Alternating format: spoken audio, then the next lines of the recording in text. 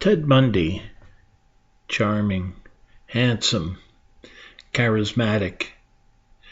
He's also the quintessential serial killer, attributed to over the death of 30 women.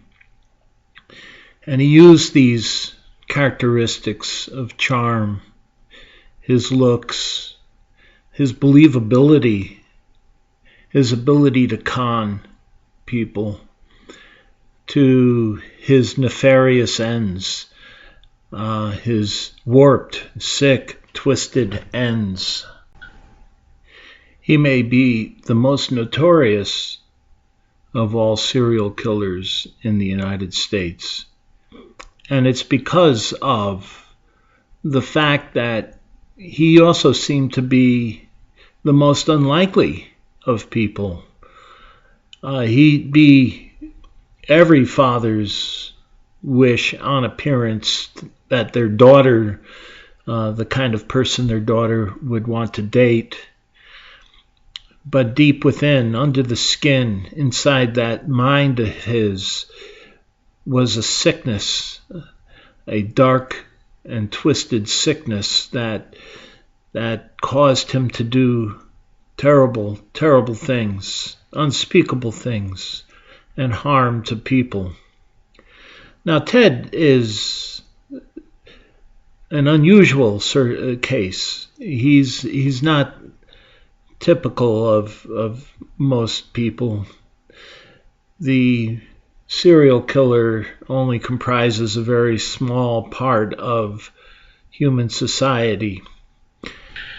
But the mental illness that Ted suffered from is much more widespread than the extent of serial killers in the United States.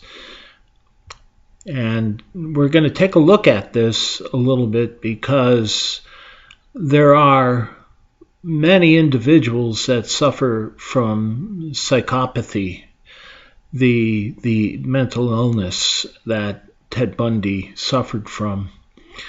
Now, serial killers, I don't think are very well understood, but they do take this mental disorder called psychopathy to the extreme. Psychopathy, if you look up the Diagnostics and Statistics Manual, falls under a personality disorder called antisocial personality disorder. And it falls into this category along with sociopathy. And that's another category that is often confused with psychopaths when you hear about criminal acts and crimes that were committed by people that have no empathy. Often you'll hear law enforcement officers call the individual a psychopath or a sociopath, and they use the terms interchangeably. But there are subtle differences, and we're going to take a look at how the psychopath is rooted into society much more readily than a sociopath, because sociopaths tend to be people like the street corner drug dealer that will murder someone on sight, just for looking cross-eyed at them, just looking at them the wrong way. They'll take and stab you with a knife. A psychopath has an entirely different mode of behavior, and the psychology of a psychopath, although very similar to sociopaths, differs very significantly, and you have a greater chance of actually interacting with a psychopath than you do with a sociopath. Sociopaths tend to be individuals that join in gangs and such, and most average people will stay away from that sort of environment. It's because it's a dangerous environment. But psychopaths, they fit into society, and we'll take a look at that a little bit, and we'll take a look at how the psychopath may be your religious leader. So let's take a look at some of these characteristics a little bit more closely. I don't know if too many people remember the 1980s very well. There seems to be a whole generation that has come up, and this is their time. They're approaching middle age. My kids are in that age group too.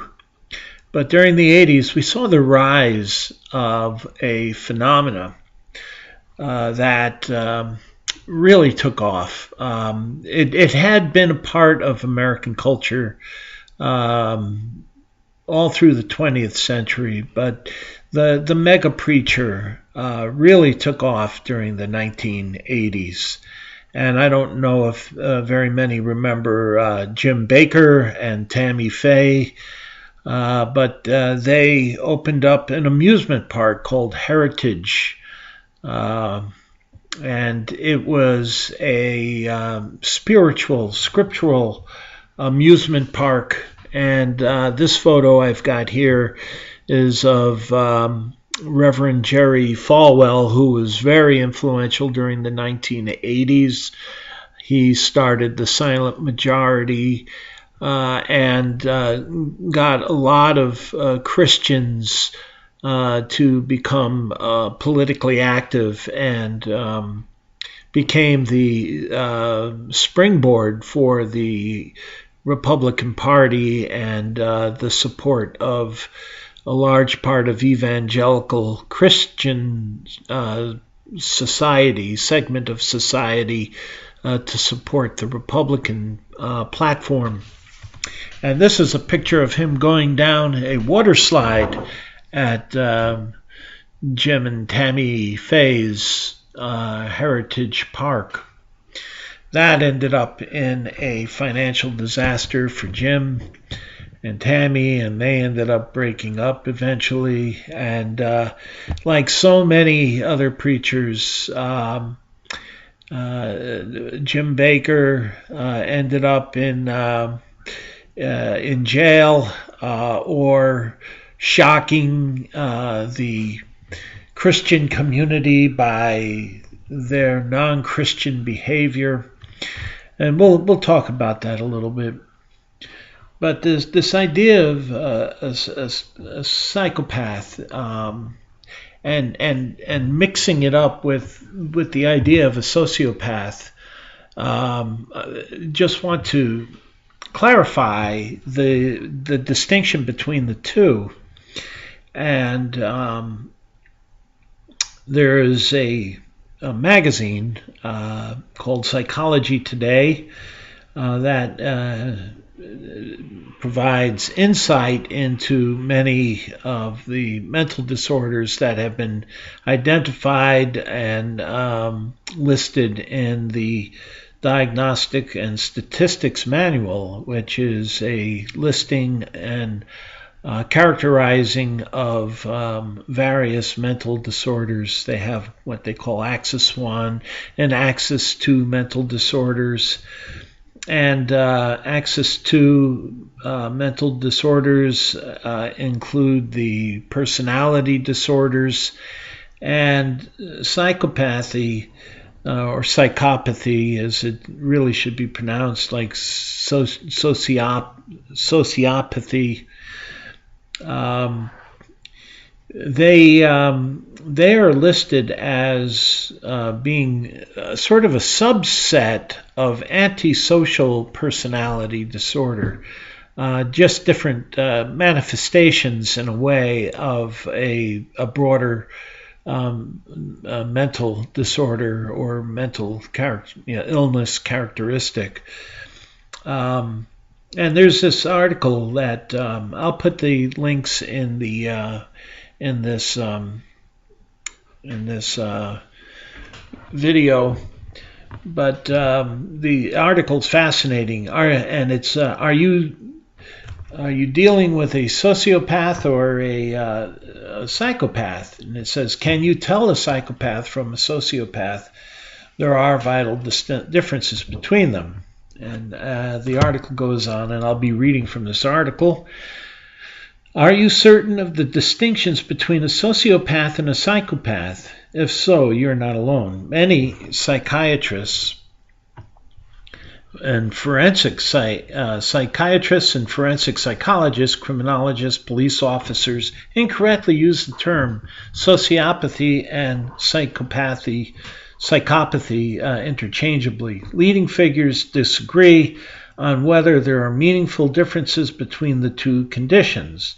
Those who agree that there are differences often disagree on what those differences are. And this is why mental disorders are so difficult to clarify.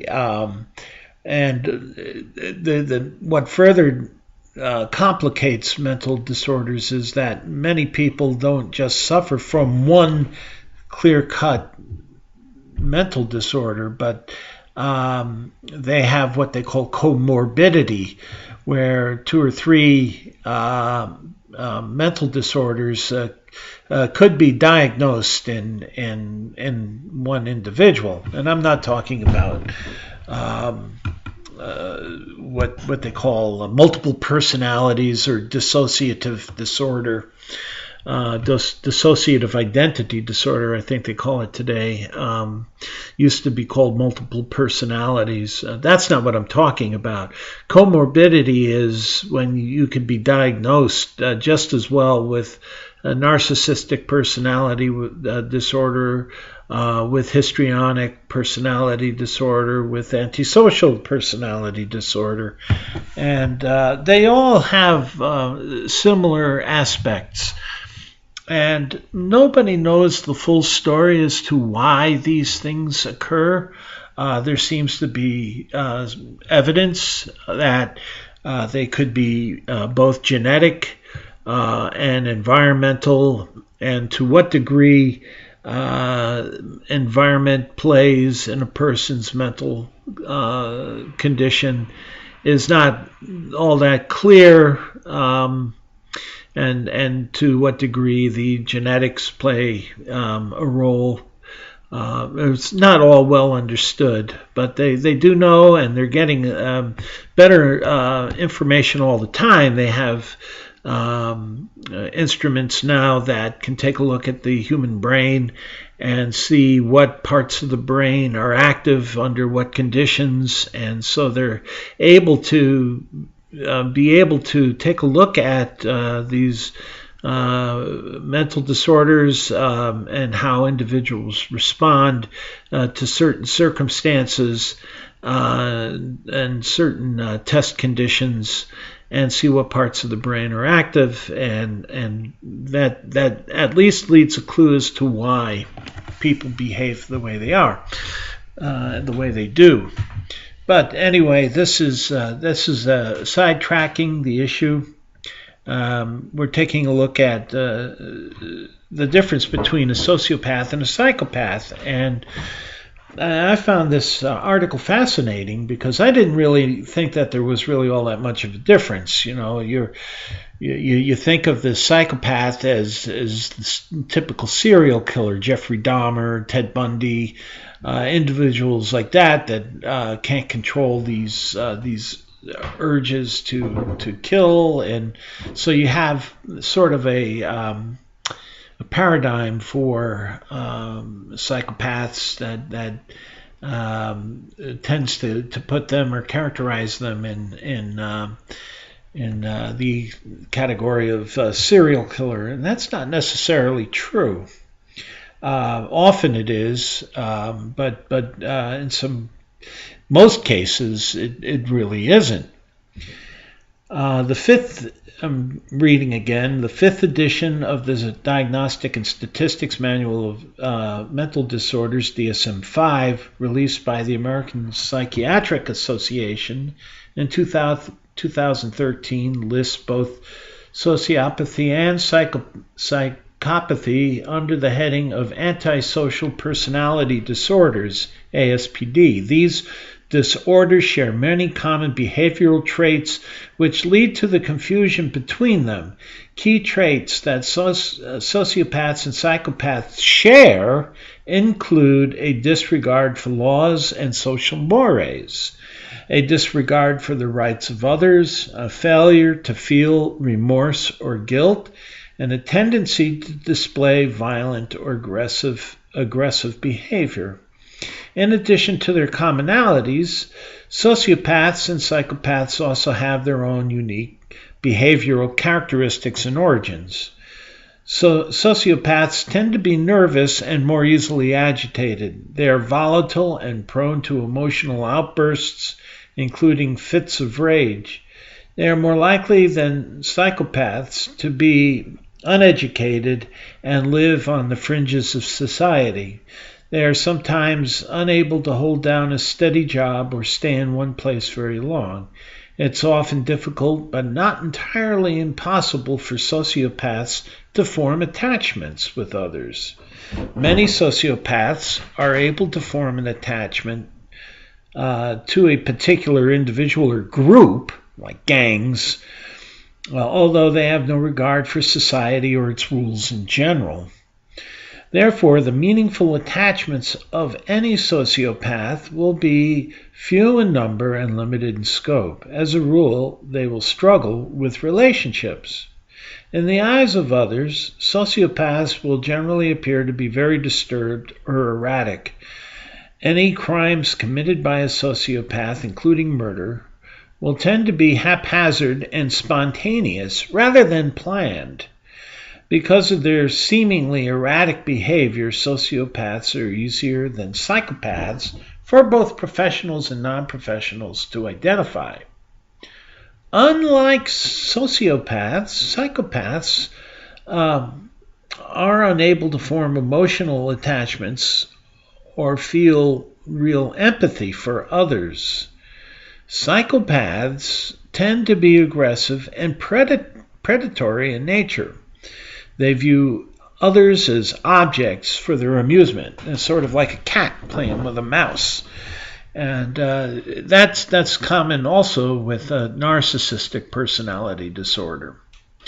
So don't get that confused. I mean, there are overlaps in some of these personality disorders. Although they lack empathy,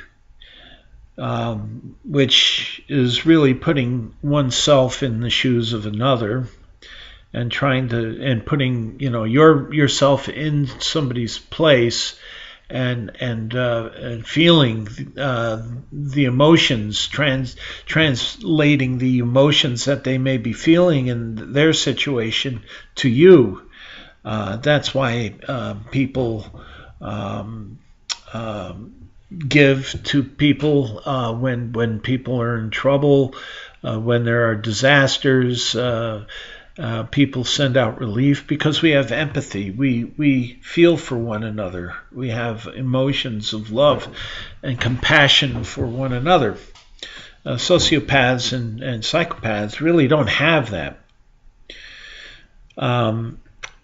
Psychopaths although they lack empathy, psychopaths have disarming or even charming personalities. They are very manipulative and can easily gain people's trust. Again, think of Ted Bundy. They learn to mimic emotions. Not that they feel emotions, but they feel the emotions of bonding and love, despite their inability to actually feel them, and will appear normal to unsuspecting people. Psychopaths are often well educated and can hold steady jobs. Some psychopaths are good at manipulation and are so good at mimicry and manipulation that they have families and other long-term relationships without those around them ever suspecting their true nature. When committing crimes, psychopaths carefully plan out every detail in advance and often have contingency plans in place. They will seem unflappable in crisis. Unlike their sociopathic counterparts, psychopathic criminals are cool, calm, and meticulous. From a law enforcement perspective, the cold-blooded nature of psychopaths make them very effective criminals. As such, they are generally much more difficult to identify than sociopaths. Unfortunately, it can be difficult to know when a psychopathic predator has targeted you for exploitation. From a diagnostic standpoint, the etiology or cause of psychopathy is different from that of sociopathy. Sorry. I contend, this is the author, that is, and this is his own theory, that psychopathy is the result of nature, genetics, whereas sociopathy is a result of environment or nurture. Psychopathy is related to physiological defect that results in the underdevelopment of the part of the brain responsible for impulse control and emotion. Sociopathy, on the other hand, is more likely the product of childhood trauma and physical or emotional abuse, because sociopathy appears to be learned rather than innate. Sociopaths are capable of empathy in certain circumstances and with certain individuals, but not in others. Ultimately, psychopathy is rarer than sociopathy, and it is considered to be the most dangerous of all antisocial personality disorders. Not surprisingly, many prolific serial killers, including Ted Bundy, Dennis Rader, and John Wayne Gacy, are unremorseful psychopaths. Indeed, it is estimated that nearly 50% of all serial killers are psychopaths. In a separate article, I will examine our curious fascination with serial killers and in fact in fiction. There's another article where they talk a little bit about some of the differences between sociopaths, and they mention that psychopaths are more likely to commit white-collar crime. Probably the most famous psychopath is Bernie Madoff. Just think of how many thousands and thousands of people, it could be more than that. We don't know how many people he really hurt in his Ponzi scheme. And that Ponzi scheme was billions and billions of dollars. And he just, without thought, without care, it didn't bother him. And so this is a prime example of a psychopath.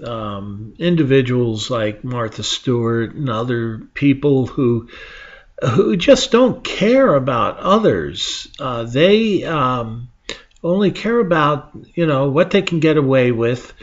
Are these psychopaths, and it's not so much about the money, although the money is ultimately the gain that they get out of playing these games. And they're not really games, but they're like the Enron scheme. These people, of course, they want the money. But they get more of the thrill, they get the addiction, they get the excitement out of the con. And that's where we find it in religion. It's the con. It's the fooling of people. And especially in terms of cultic religions in which the leadership demands loyalty on the part of the laity and the membership. So we'll take a look a little bit at that, and we'll look at some clips where we'll take a look at some religious, well-known religious leaders, and some of the things that they do that are suggestive of psychopathic behavior. And these are people that we come to trust, that we're fooled. These are individuals who con us out of our lives and money, and we let them do it because we trust them. They're able to enlist our trust. I mean, Bernie Madoff couldn't have done what he did without having that trusting face and that smile there. If he really loved his family, really loved his wife, he wouldn't have done these things that he did. He couldn't help himself. He enjoyed getting away with it. Ultimately, he knew that he couldn't get away with such a huge Ponzi scheme, but for the long period of time that he did, that was his thrill. That was his addiction, and he knew that retirement funds and many people were going to be hurt tremendously by his actions, and it didn't care. And he didn't care that it was going to hurt his wife. It didn't care if it was going to hurt his sons, and that's true of many psychopaths. And that's why, when we see these guys and all of a sudden, boom, the surprise hits us, we go, what the heck happened? But the problem is not them so much as it was our inability to fall. We fell for the con. We fell for the con because they knew how to manipulate our minds, and that's why it's so difficult to break out of a cult, because these individuals are masters of manipulation. We couldn't do the things that they do to other people, and we couldn't imagine other people being able to do these things to others. So we trust them, especially those that are in positions of trust, such as our pastor or our leader, our religious leader, or our people who are handling our money for us. So we fall for it. We're the ones that fail to recognize that these individuals have something wrong with them, and there are ways of being able to tell, and we'll take a look at that, and things like emotional blackmail are key signs of psychopathy, and so we'll take a look at that in a little bit.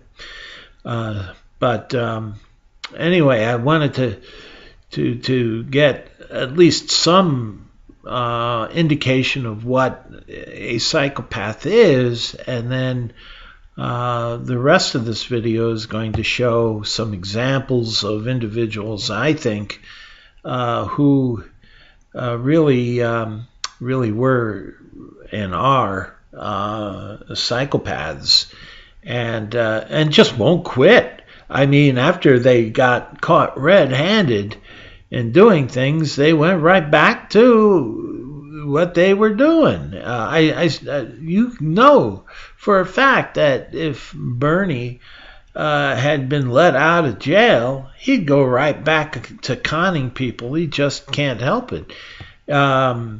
It's his nature, because they don't, like the rest of us, have the ability to care, to think, to love, to feel. They only care about one thing and one thing alone, in themselves.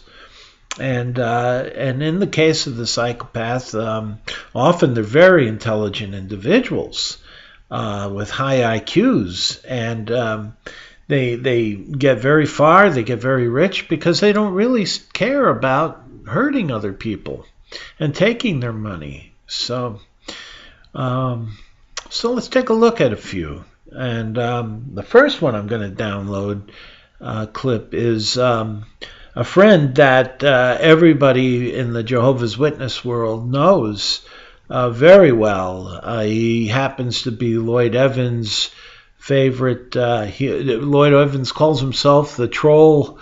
He's Toni Morris's favorite troll. If you don't know who Toni Morris is, Jehovah's Witnesses will. Ex-Jehovah's Witnesses will know who he is very much.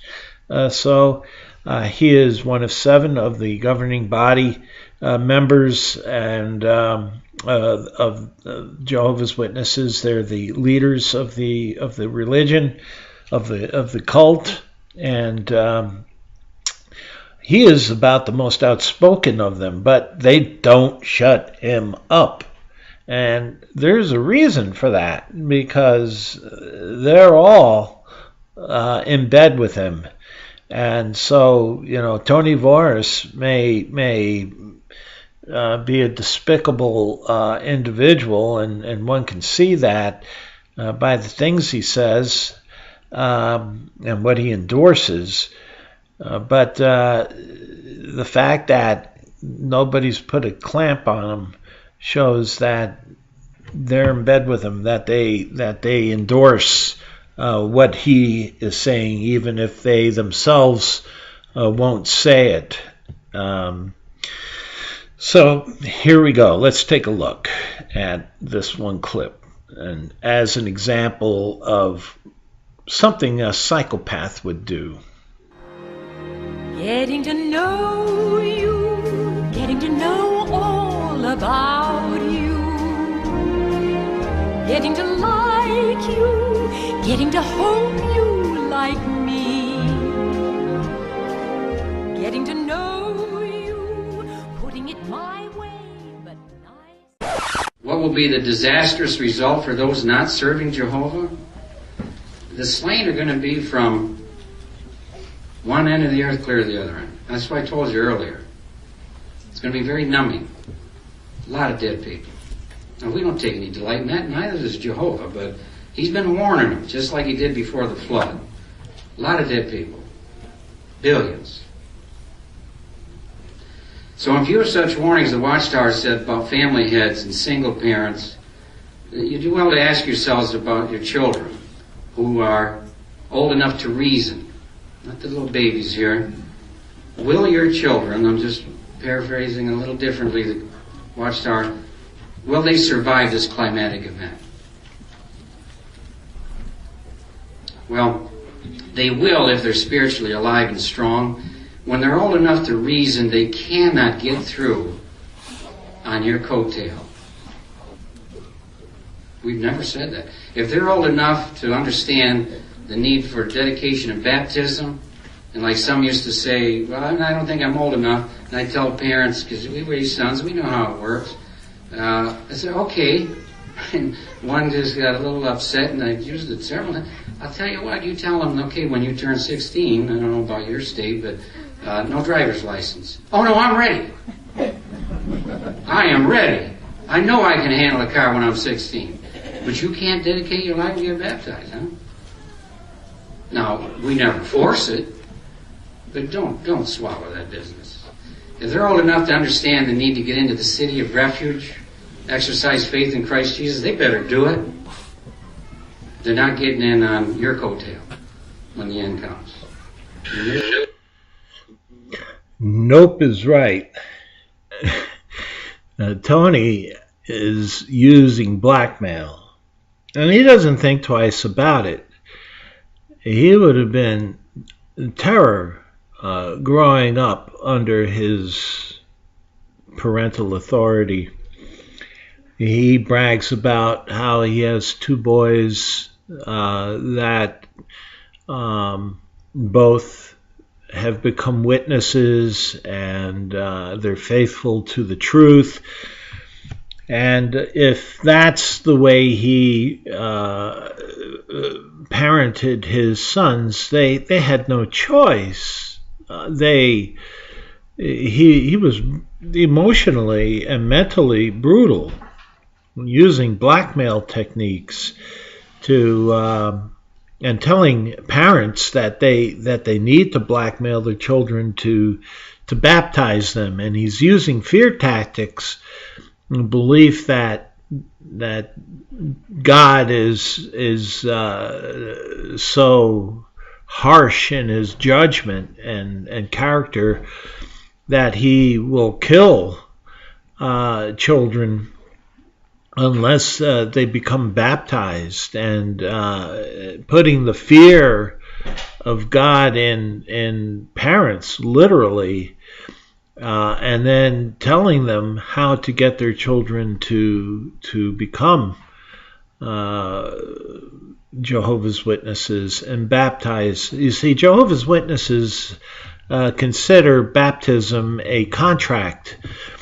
They go through a list of questions. I've never seen the list myself, but there is a period of education and questioning, so that when they're given this list of questions, by the elders, they'll give the right answers.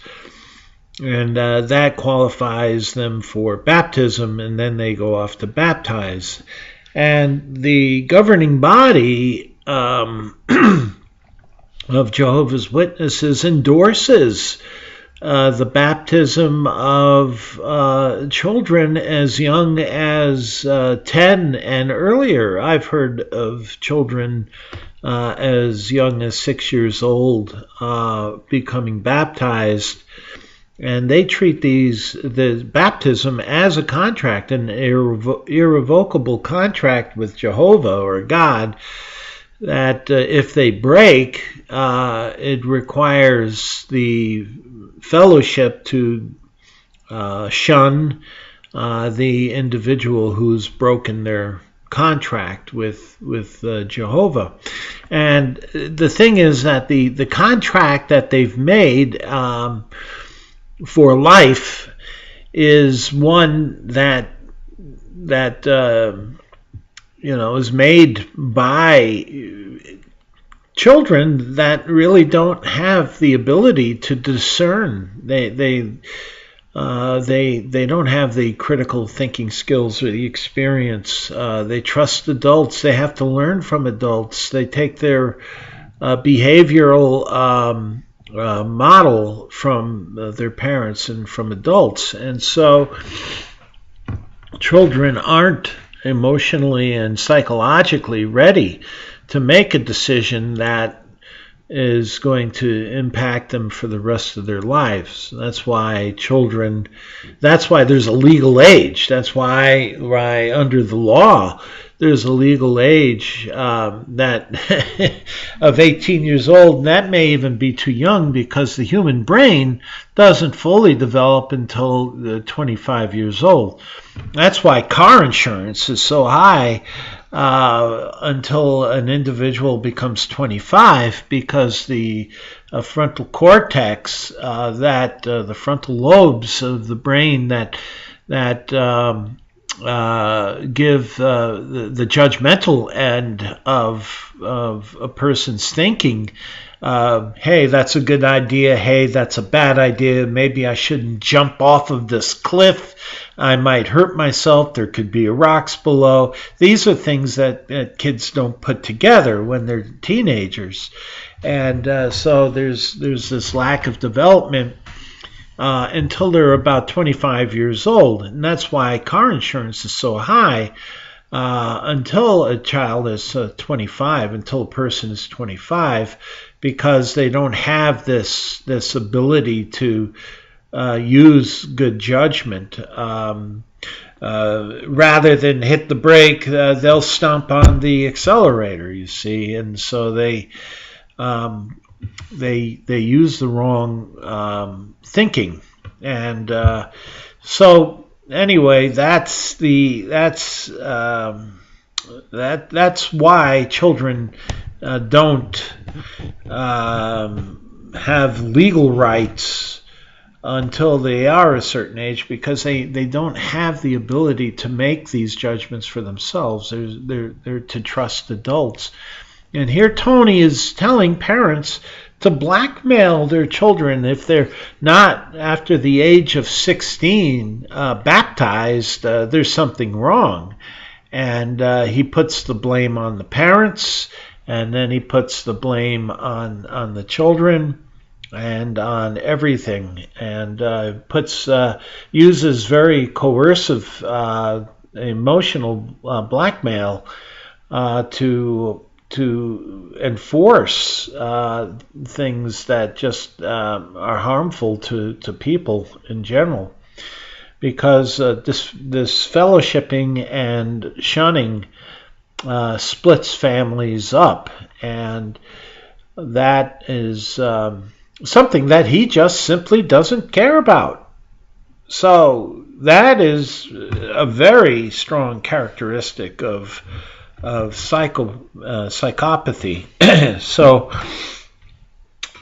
that's not just one thing. Toni Morris is famous for all of these very outspoken ideas and very demanding. He's very homophobic, and that has caught the eye of the press. He was cited by one media, I forget what outlet that it was, but it was a news agency that indicated that he was one of the most homophobic of religious leaders in the United States. And that's because of his very outspoken point of view. And he doesn't care who he hurts and how it hurts people. He thinks he's right, and he's going to do it. And so Tony, he's a cool customer. People like him. There's a charisma about him that people seem to be attracted to, and he really does fit the profile. Now, I certainly can't.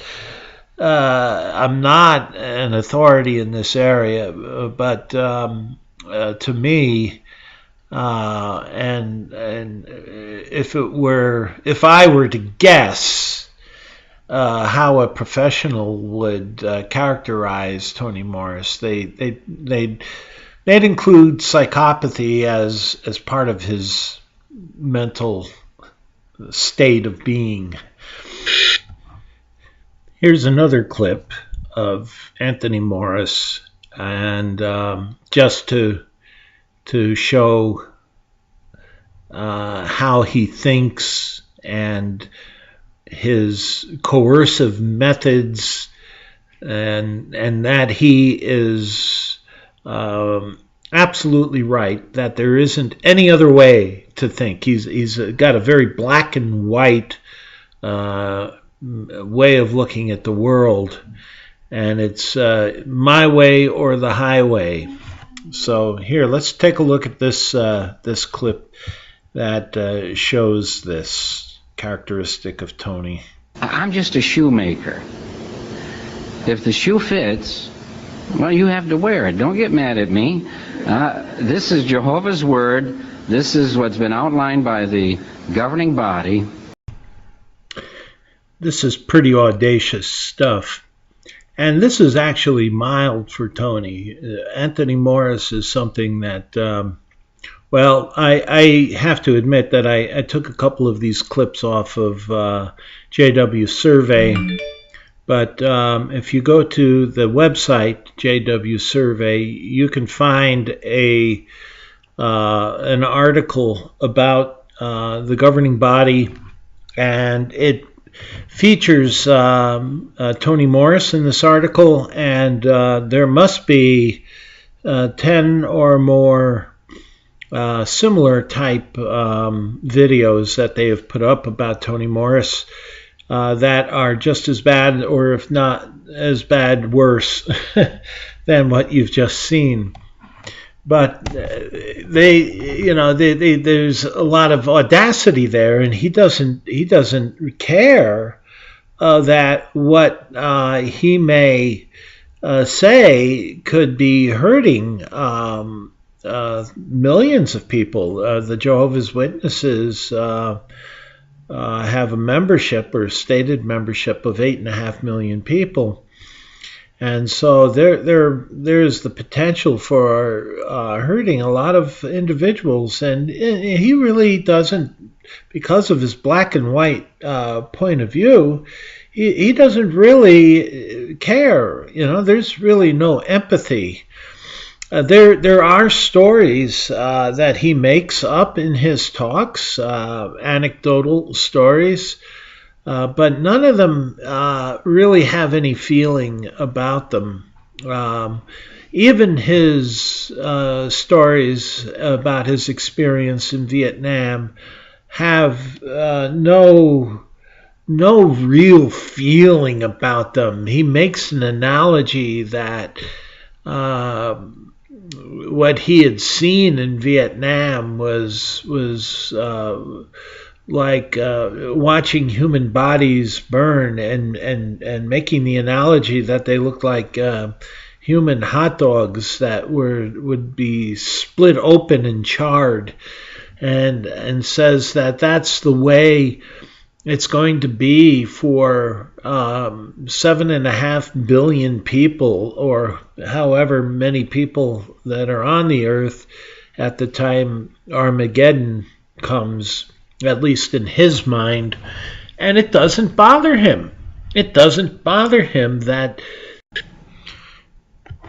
Jehovah, who he believes in as a loving and merciful God, at least as he claims he is, that God is love, will do away with 7.5 billion people, and that they'll be spending years and years doing nothing but burying the bodies of the dead before God establishes his paradise. It's just a morbid concept. And it doesn't bother him one bit. Now we're going to take a look at another individual who's it's just unbelievable that anybody would follow and believe the stories that he tells, but yet this tells you the power of the charisma, of the attractiveness that a psychopath can have to draw in people to believe things that are so tremendously unbelievable. They don't even have any support in the Bible, and we're talking about L.Ron Hubbard, who made up his own religion, and totally out of the blue, and yet thousands and thousands of people believe this completely outrageous story that he made up out of the blue, and they believe him. Thousands believe him, and they believe him to the point where they're pouring millions and millions of dollars into this religion.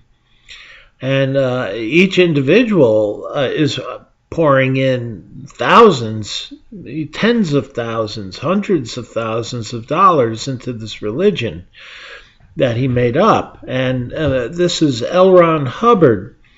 And he's the one that said if somebody wants to get rich, they ought to invent a religion. And that's exactly what he did. So let's take a listen to what L.Ron has to say, and we'll examine it a little bit afterwards.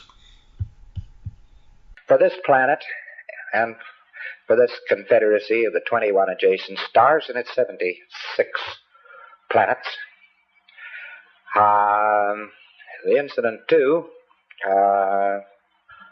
it is a very long, involved, and complex incident. It's about 36 days. It starts out normally with a capture, some kind or another. Capture. And don't think of yourself as I'm trying to run a capture of having been airy-fairying around in the air and somebody something or other and got you down with a net and all that balderdash. Because people at that particular time and space were walking around in clothes which looked very remarkably like the clothes they wear at this very minute. And the cars they drove looked exactly the same, and the trains they ran looked the same, and the boats they had looked the same. Circa 1950, 1960, this civilization has simply copied our 100% because they were told to. And they walked down streets that looked like these streets and lived in houses that looked like these houses and so on. That's what the hell. And there was quite a bit of huffle-luffle and then upset and so on before R6 took place. What it was the loyal officers were the body, the elected body. They called them the loyal officers. They were there to protect the populations and so forth. And they had elected a fellow by the name of Xemu, could be spelled X-E-M-U, to the supreme ruler. And they were about to unelect him.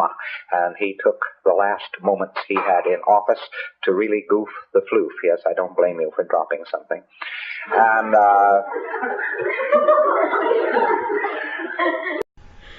now this guy was a really wacky son of a gun, and yet he was able to convince thousands of people that what he had to say was true, and he was successful in getting it his belief system registered as a legitimate religion, and therefore it became tax exempt. And he's got, I think there's some question as to how many there are actually in Scientology.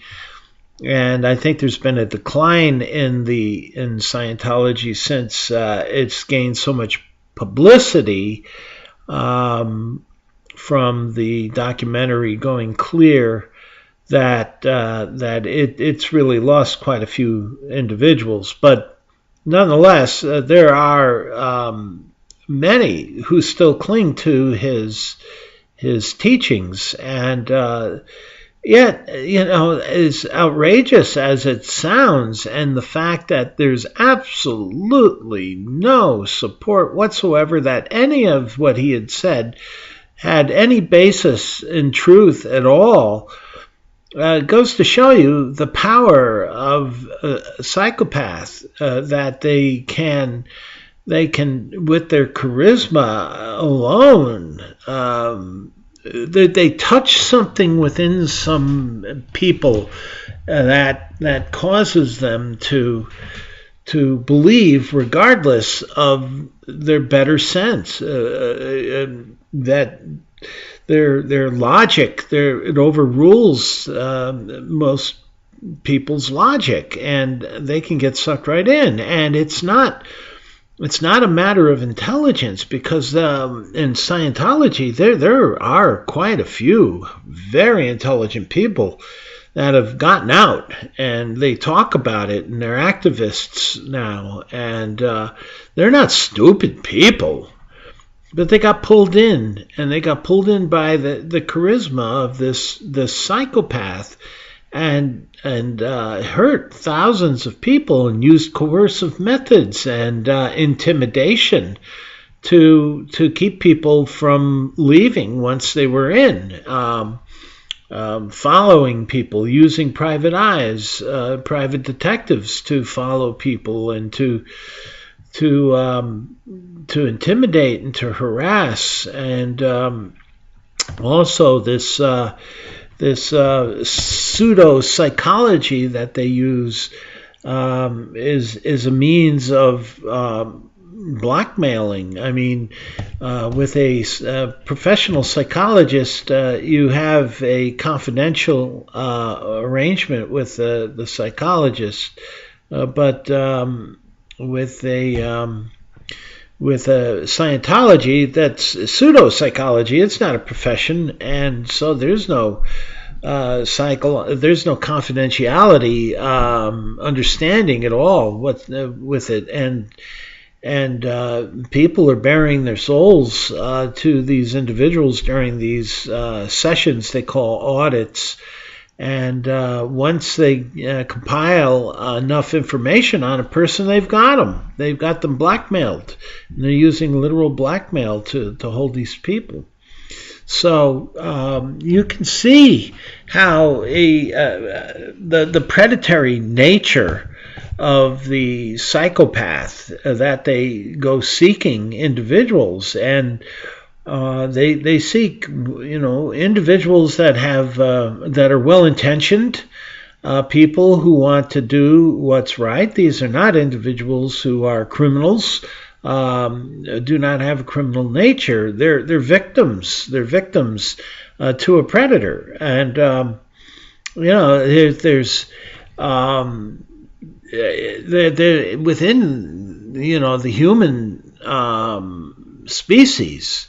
We run the gamut amongst many different behaviors. We have these predators. We have these parasites within human society that attach themselves to individuals and thrive on the destruction of individuals and hurting other people. And what makes them that way? We still don't know an awful lot. Now, I have to be fair with some of my treatments here, because Scientology and Jehovah's Witnesses right now are really highly targeted religions that get a lot of attention on the part of activism. But evangelical Christianity, which comprises some 100 million Americans, also has these charismatic preachers that prey. They're predators. They prey on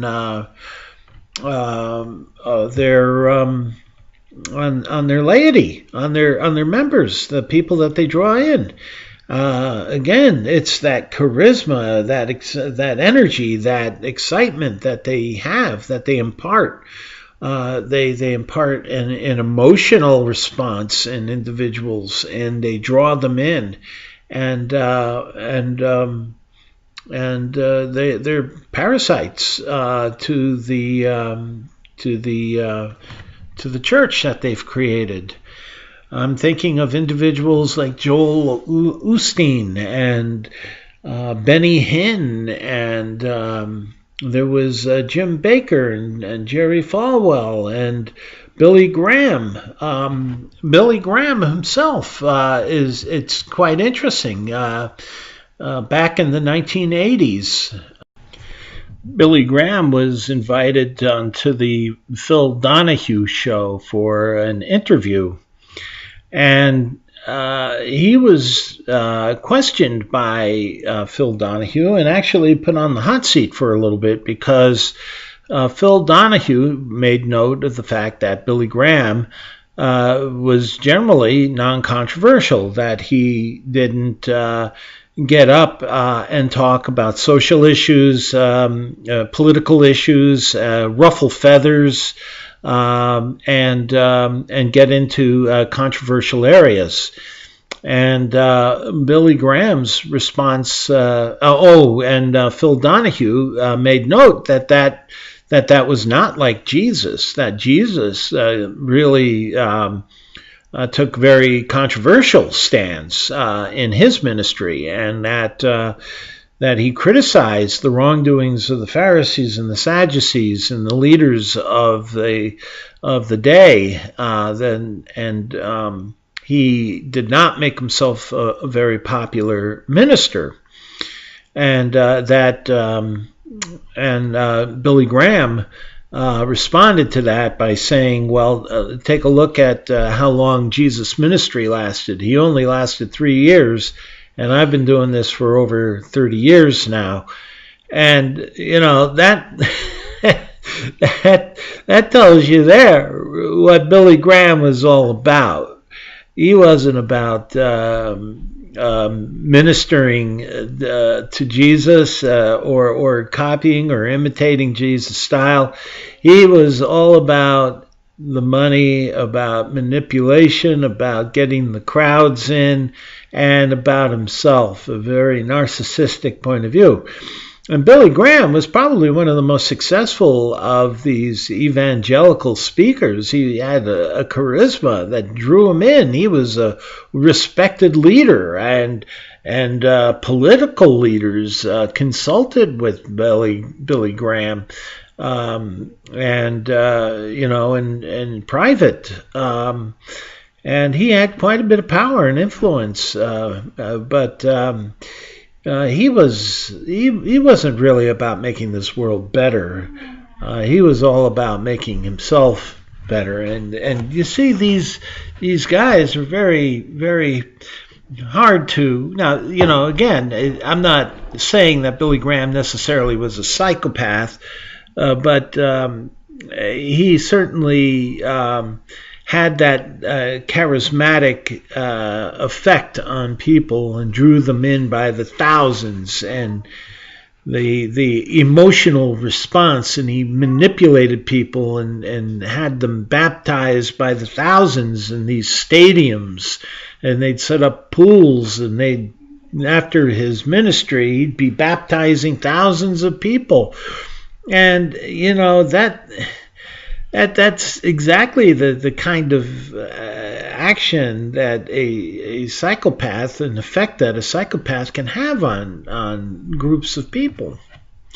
I'm going to show another clip of another individual who's also evangelical and quite popular today. I'm not sure he's as popular as he was. There was a documentary on him exposing him and his technique, but this is Benny Hinn. He's going to be my last example because, we can go on forever talking about these guys. But I really get a laugh out of Benny Hinn because if there was anybody that was manipulative, it certainly is this guy. And he just doesn't look like he has any empathy whatsoever for people. And I'll talk about this documentary a little bit after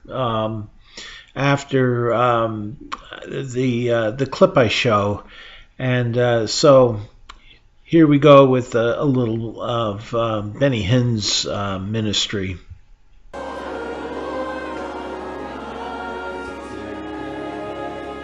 You may not understand this. I don't either. But when the Lord talks to me, I obey Him. It's just that simple. There's nothing more to it. Fire, guys! Are you ready, guys? Fire! Take it! Pick him up!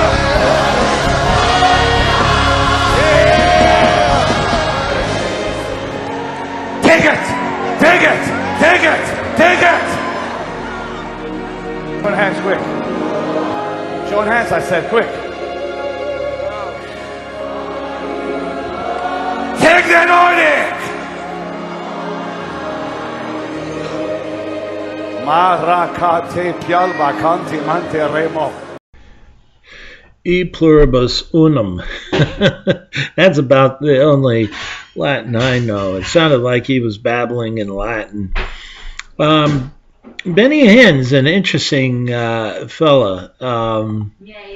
He is a Hungarian of origin. I don't know exactly when he came to the United States, but he got into the ministry, and he knew where the buck stopped, and so he got into evangelical end of the ministry, and made a ton of money in the process, using faith healing and speaking in tongues and doing the whole works. Sort of picked up where Jimmy Swaggart took off. Jimmy Swaggart was another individual that did all this faith healing and speaking in tongues and dancing and prancing around the stage. He also was the first cousin of Jerry Lee Lewis, one of the fathers of rock and roll. So performance ran in that family deep down there in the Louisiana woods. But this Benny Hinn, there was a documentary that was made. Somebody was watching him on his faith healing television program, Televangelism, and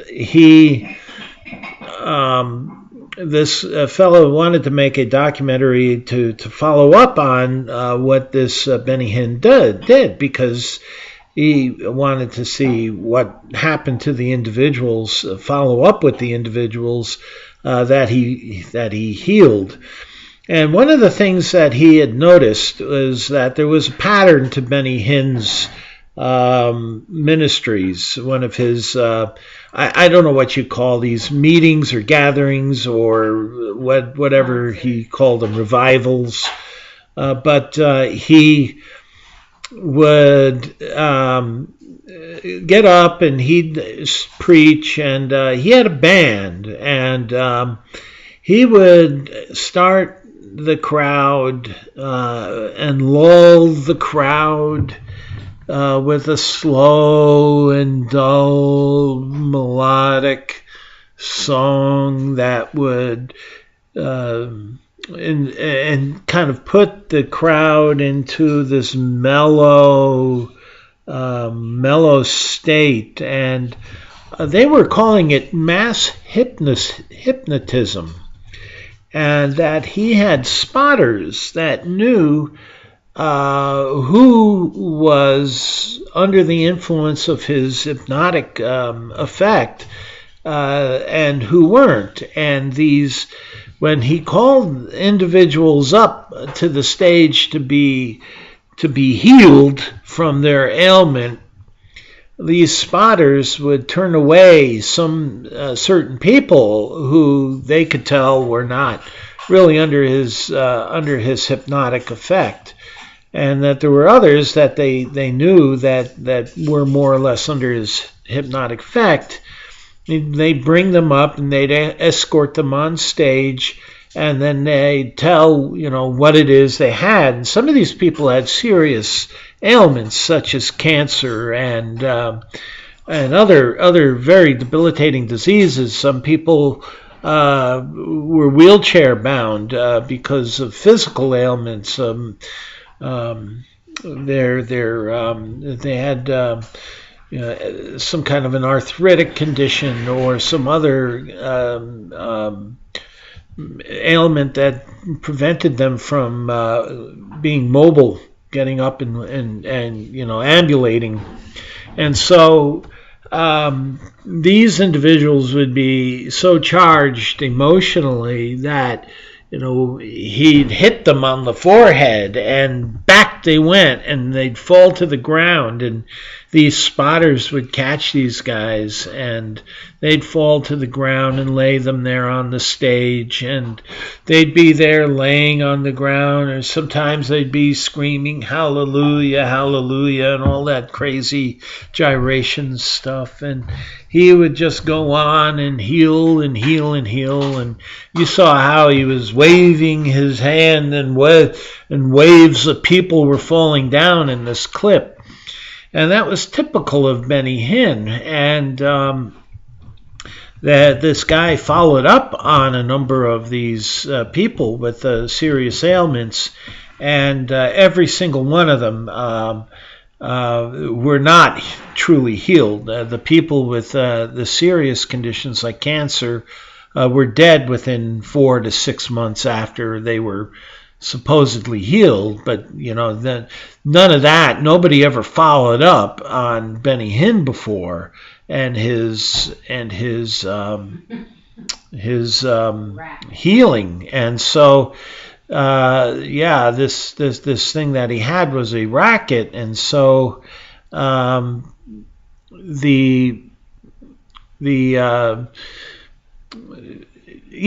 obviously a guy like this doesn't care about how people feel and loved ones, and when they fooling individuals into thinking that they're healed and going home. And who knows, these people could be breadwinners, they could be supporting a family, and they won't go to a doctor because they were healed by Benny Hinn. He does not care about the consequences of his actions. He certainly cares about the money that he's making, but that's very typical of a psychopath. And you would never know. He's charming, he's well dressed, he never gets angry, he's calm, and he has the Word of God. And so this is a prime example of a psychopath at work. And like Martha Stewart, and like Bernie Madoff, and like all these others, Benny Hinn, and some of the clips that I showed you on the leadership of Jehovah's Witnesses, these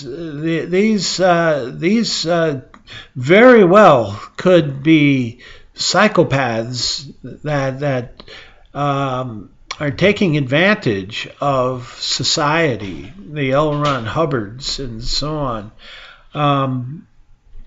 It's worth your while to become familiar with it, because not only in religion will you find these individuals, but you'll also find them in corporations and in other aspects of life that you really could be hurt very badly by these.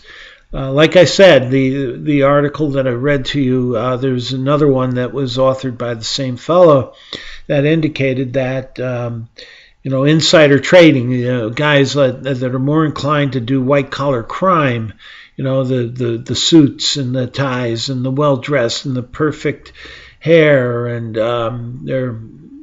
they can mimic feelings, they can mimic care, they can mimic charm, they can be quite alluring, but they're predators, they're vicious predators that are ready to pounce on you when they can. And it's all about the game.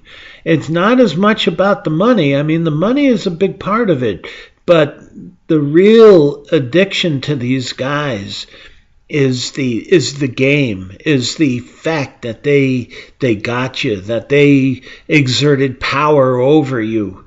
And that's where you find these guys in cults, because cults are exerting the power over their members. And so the Jim Joneses and so on, they're the guys that you run into. And so this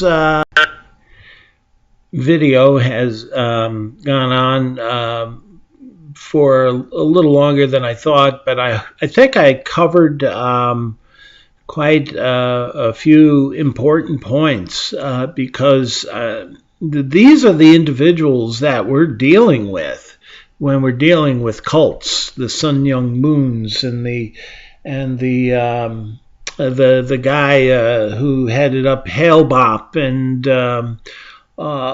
even mainstream evangelical preachers. They can be these psychopaths and predators, and it's well worth the time to learn a little about them and to identify the particular traits. And there are ways of being able to tell whether or not you're likely dealing with a psychopath. And I'll put the links to these to the articles down below this video, and I hope that they can be helpful to you. And this is Truth Seeker Atheist wishing you all well.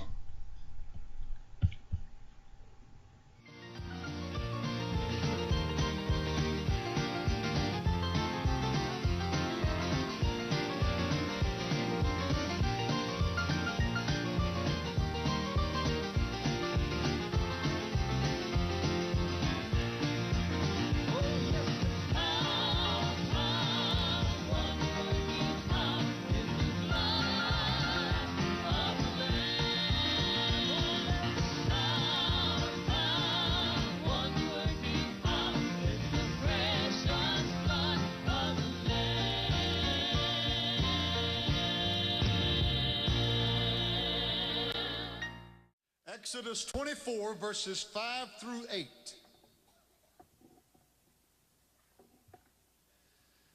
Picture in your mind, if you can, 2.5 to 3 million people